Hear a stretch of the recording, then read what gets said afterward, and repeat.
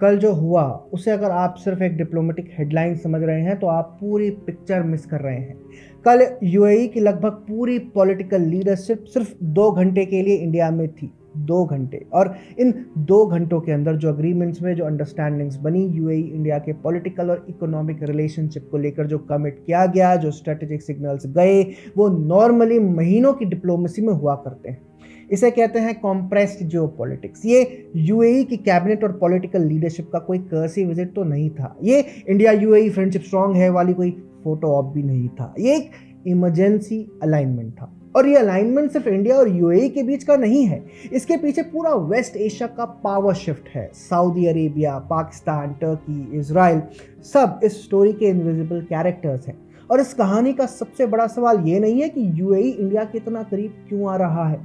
असली सवाल जो आपको पूछना चाहिए वो ये है कि सऊदी अरेबिया और यूएई, जो कभी एक ही कैंप के सबसे स्ट्रॉन्ग पिलर्स थे, आज अलग अलग स्ट्रेटेजिक डायरेक्शंस में क्यों जा रहे हैं।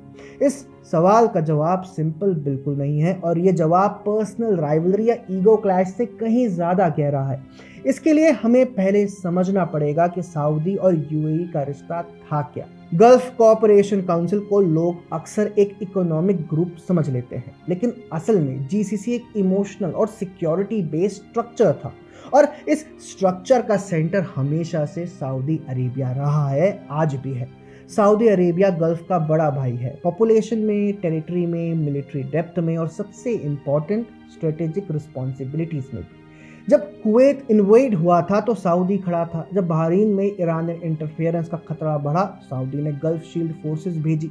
और जब ईरान ने यूएई के 3 आइलैंड्स पर दबाव बनाना शुरू किया तो सऊदी ने इंटरनेशनल लेवल पर खुलकर यूएई का केस रखा था। इसीलिए यूएई के लिए सऊदी सिर्फ एक नेबर नहीं था, एक सिक्योरिटी अम्ब्रेला था। ये रिश्ता और भी पुराना है। ब्रिटिश एरा में, जब आज के यूएई को ट्रूशल स्टेट्स के नाम से जाना जाता था, तब फॉरेन पॉलिसी और डिफेंस लंदन के हाथ में हुआ करता था। लोकल रूलर्स इंटरनल गवर्नेंस देखा करते थे, लेकिन सॉवरेनिटी इनकम्प्लीट थी। सऊदी अरेबिया खुद ब्रिटिश डोमिनेंस को चैलेंज करके खड़ा हुआ था। इसी वजह से सऊदी लीडरशिप अरब वर्ल्ड में इंडिपेंडेंस को एक्टिवली सपोर्ट करती थी। जब ब्रिटिश रूलर्स ने गल्फ छोड़ने का फैसला किया, तब सऊदी अरेबिया ने नया बनने वाले यूएई फेडरेशन को सिर्फ पहचाना ही नहीं, बल्कि पॉलिटिकल और फाइनेंशियल सपोर्ट भी दिया। किंग फैजल उन पहले लीडर्स में थे जिन्होंने यूएई को फॉर्मली रिकॉग्नाइज किया था। इसलिए जब 1990s और 2000s में दुबई एक ग्लोबल ट्रेड हब बना, तो सऊदी सोसाइटी में जेलसी नहीं थी, प्राइड थी। एक अरब सक्सेस स्टोरी की मिसाल दी जाती थी। लेकिन जियोपॉलिटिक्स में जैसे जैसे स्टेट्स ग्रो करती हैं, वैसे वैसे उनके वर्ल्ड व्यूज भी इवॉल्व होते हैं। और यहीं से सऊदी और यूएई के बीच डिफरेंस ऑफ फिलॉसफी शुरू होती है। सऊदी अरेबिया एक आइडियोलॉजिकल स्टेट रहा है। इस्लामिक लेजिटिमेसी, रिलीजियस सिंबलिज्म, मुस्लिम वर्ल्ड लीडरशिप, ये सब सऊदी के स्ट्रेटेजिक डीएनए का एक पार्ट है। यूएई का डीएनए बिल्कुल अलग है। यूएई खुद को आइडियोलॉजिकल लीडर नहीं मानता। यूएई खुद को एक survival driven, efficiency driven state मानता है। यूएई का कोर बिलीफ है स्टेबिलिटी पहले, आइडियोलॉजी बाद में। और इस बिलीफ को समझने के लिए अरब स्प्रिंग को समझना बहुत जरूरी है दोस्तों। अरब स्प्रिंग ने यूएई लीडरशिप को जो साइकोलॉजिकली एक तरीके का स्कार दिया, इजिप्ट, लीबिया, सीरिया, सब जगह एक ही लेसन उन्हें दिखा। मास पॉलिटिक्स और पॉलिटिकल इस्लाम स्टेट्स को अंदर से तोड़ देते हैं। यूएई के हिसाब से सबसे बड़ा खतरा बाहर से नहीं, अंदर से आता है। इसलिए वो हर उस फोर्स के खिलाफ हो गया जो क्राउड मोबिलाइजेशन करता हो, चाहे वो मुस्लिम ब्रदरहुड हो, चाहे रिवॉल्यूशनरी मिलिशियाज। सऊदी इस फेस को आइडियोलॉजिकल लेंस से देख रहा था, यूएई इस फेस को रेजीम सर्वाइवल लेंस से देख रहा था। और यहीं से ईरान पर दोनों का नजरिया भी अलग हो गया। सऊदी के लिए ईरान एक एग्जिस्टेंशियल आइडियोलॉजिकल थ्रेट है। यूएई के लिए ईरान एक डेंजरस नेबर है जिसके साथ लड़ना भी रिस्क है और उसे इग्नोर करना भी। इसीलिए जब सऊदी ईरान के खिलाफ कॉन्फ्रंटेशनल स्टांस लेता है, यूएई पैरेलल ट्रैक पर ट्रेड और एंगेजमेंट चालू रखता है। सऊदी को यह कॉन्ट्रडिक्शन लगता है, यूएई को यह हेजिंग स्ट्रेटजी लगती है। एक लाइन में फर्क यह है कि सऊदी के लिए ईरान इशू आइडियोलॉजी का है, यूएई के लिए ज्योग्राफिकल इशू है। यह डिफरेंस यमन में और ज्यादा क्लियरली सामने आया। सऊदी यमन को अपनी बॉर्डर सिक्योरिटी और ईरानियन प्रॉक्सी प्रॉब्लम के रूप में देखता है। यूएई यमन को रेड सी और बाब अल मंदाब के स्ट्रेटेजिक कॉरिडोर के रूप में देखता है, जहां से दुनिया का लगभग 20% ट्रेड गुजरता है।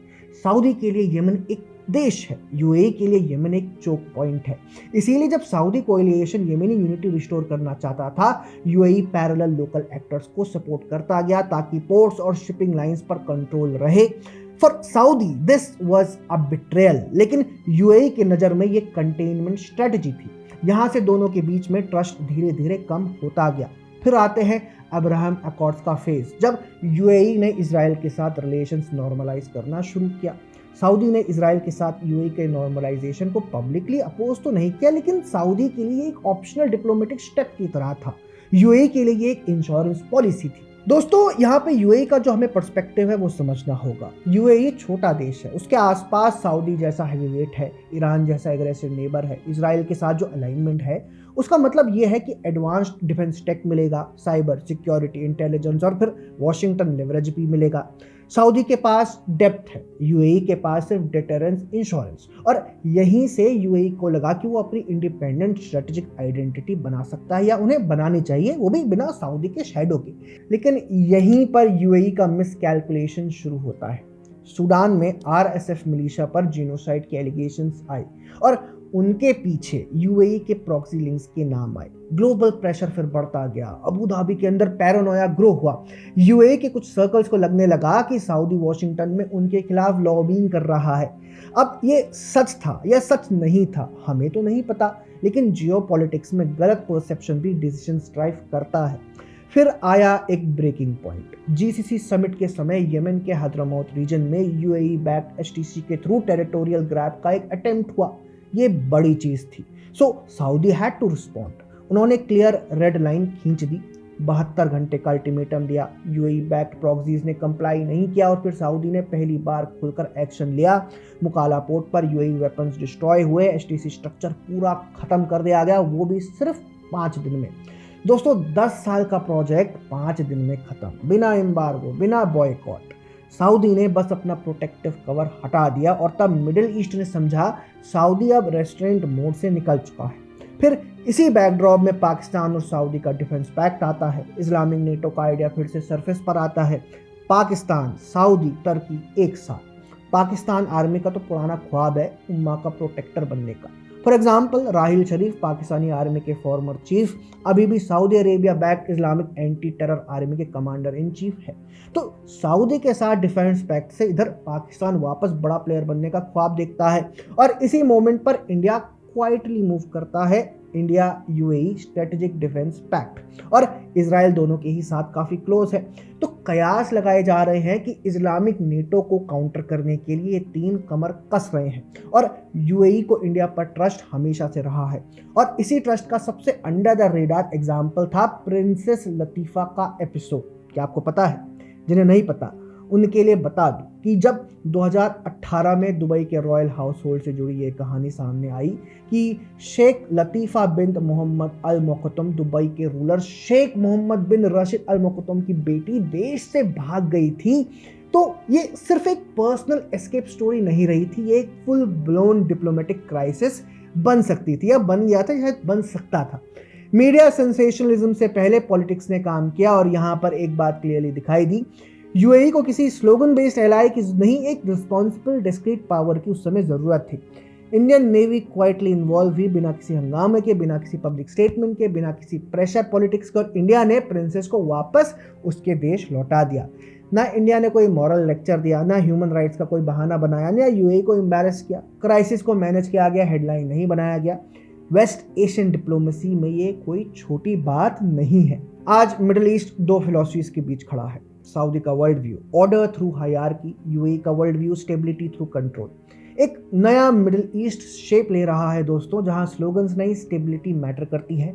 और इस नई कहानी में इंडिया सिर्फ स्पेक्टेटर नहीं है। कल के 2 घंटे सिर्फ एग्रीमेंट्स नहीं थे, वो सिग्नल थे कि नया चेस बोर्ड सेट हो चुका है और इस बार इंडिया बोर्ड के बाहर नहीं, बोर्ड के बीच में बैठा है, शांत, कॉन्फिडेंट और पूरी तरह अवेयर कि अगला मूव कब चलना है। तो दोस्तों, आपको ये एक्सप्लेनर कैसा लगा? अगर आपको कोई सवाल है तो कमेंट्स में ज़रूर पूछिए, एंड अगर आपको ये पसंद आया तो kindly share with it your friends, your relatives, your family members, and अगर उनको भी वीडियो पसंद आया तो उनसे भी कहिएगा कि प्लीज़ सब्सक्राइब पैम्फलेट।